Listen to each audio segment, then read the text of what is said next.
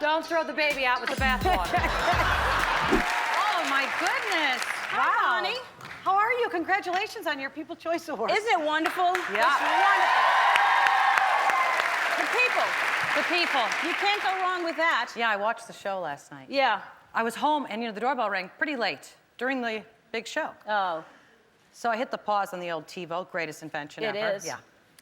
And, I have a little security camera. I can see who's out there. Right. So I look, and I see this guy, and I'm thinking, geez, I don't know him. Do I answer the thing, or not? And so I always do the voice. I go, yeah. Yeah. He says, I have a delivery for B. Hunt. And I said, oh, just a second. Send her out, So I go out to the gate, and he's standing there, and he says, I have a delivery, but he has nothing in his hands.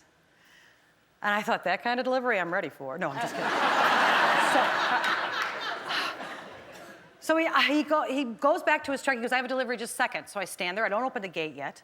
He walks back to his truck, and he yells back to me, it's really heavy. Could you come help me out? And I thought, well, this is like a trap. I'm going to be pushed into a van. Yeah. So I said, all right. So I come out. And it was from you guys here. Mary Connolly, my buddy, works on the show. And, you guys always make me feel so great. And she sent this giant arrangement. I mean, literally, they had one of those cherry picker lifts that trims trees, bring it into the house. But I go out there, and he goes like this, ugh, ugh, and he's like doing sound effects from a Japanese cartoon, trying to get the... So I literally picked it up in one thing, set it on my hip, and walked into the house. But I just wanted to thank you. You're welcome. For that and the hernia. Yeah. It's going to cost us those flowers. No, it was very, very sweet. And then when I got him in the house, I put him in the dining room, and I thought, well, now I got to clean the whole dining room, Yeah. You get something nice like that, so I'm like vacuuming, dusting. We ruined your night. You ruined my night. Yeah. Sometimes, well, it's good to know that your money is actually being used, because sometimes when you call and order something, I know, you don't know what goes. They send you like, 2 flowers or something, and they don't expect you to call the person. I mean, what a scam they could have going. Yeah. Because nobody's going to call and say, you sent me a carnation. Nobody's going to, The flowers were lovely. Yeah, that's all you say. Yeah, good. Absolutely. I think we spent like $5,000 on them or something. So hopefully, hopefully they were big. You were robbed. Yeah. No, they're lovely. So you had good holidays? Yeah, I was back in Chicago, and we had my mom's, we had a surprise birthday party for her 80th birthday. Oh, that's great. Yes, it was really something to keep a secret because, moms know everything. But I went home and I stayed at my mom's house. And there is actually no record of my mother actually having ever slept because there was 12 of us. I mean, there was 7 of us, 12 and she brother dozen. So I know what that's like to, I don't know what it's like only, they yell cut and I get to go home. Yeah. But my mom, she had 7 kids before there was like, disposable diapers.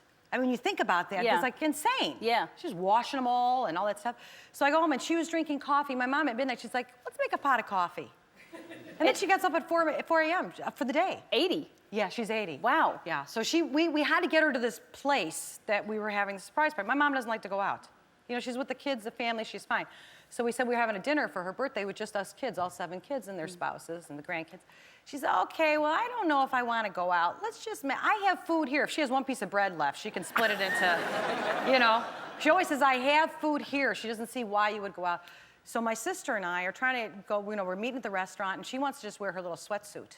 That's perfect. Oh, you guys, my niece did a poem at the party. My sister Carol writes children's books. And she has a book coming out actually called My Mommy in My Pocket, which you can order now on Amazon. I have to give her a plug. But the next one is My Grandmother Who's Perfectly Round. Because, my mom's pleasantly plump, and she always says if she were 1 inch taller, she'd be perfectly round. Yeah, think about it for a second.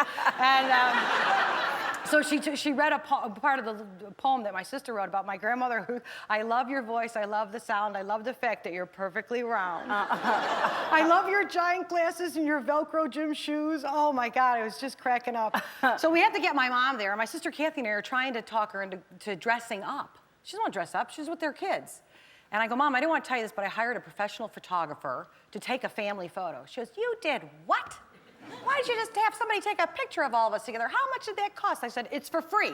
A studio gave it to me for free. I'm like coming up with anything to tell her that there was no money spent, don't worry about it. And then my sister Kathy and I think she's catching on, so we had to like stage an argument between me and my sister because that would be normally what was happening, So we had this huge fake argument to get my mom to the thing, and it was just like, if you could ever do something like that for somebody, because you know how you see people at weddings and funerals and you say all this stuff, it was the best experience because, especially for grandkids, you know how when you're a little kid, you think your mom was born a mom? You don't know that she was actually a person and had a whole life. Right. And it was really amazing to see. We did a DVD of my mom as a young woman and the different jobs that she had and before she got married and became a stay-at-home mom and just everything that she did. Oh, that's great. Yeah, it was really beautiful. Yeah. Very, very Yeah. cool. I didn't know much about her until then. Really? No.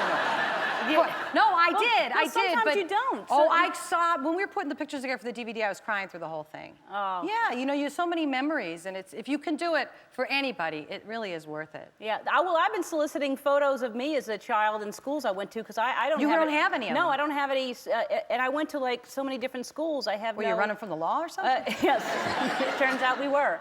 But yeah, that is a sweet thing because you can look back and learn so much. Yeah, there's no pictures of me as a child because I was number 6. They were Yeah. just bored, and we Yeah. all looked alike. They're like, my mom was always trying to pass off old pictures. This is you. I'm like, no, it's not. Yeah.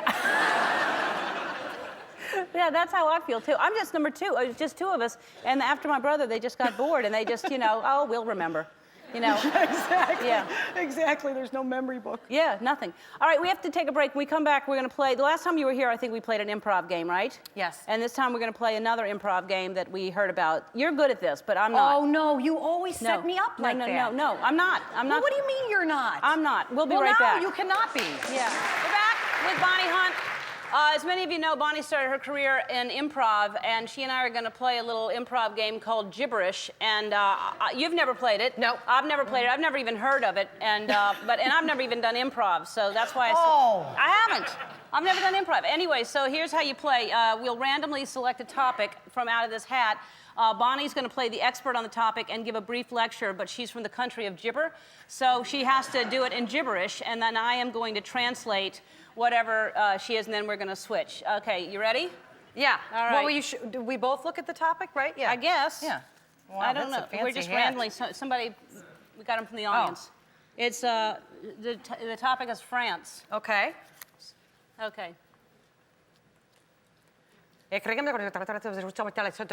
moved to France many years ago as a small girl. I hated the smell of it when I first got there. And I thought, okay, I'll live someplace near a soap factory and it'll smell better, but I got a headache from the suds. And I thought, why don't I shoot everyone around me? 'Cause everyone gets me so angry. And I thought, what if I slice some cheese? I'll slice cheese and pass it out. And I thought, I can't eat all this cheese.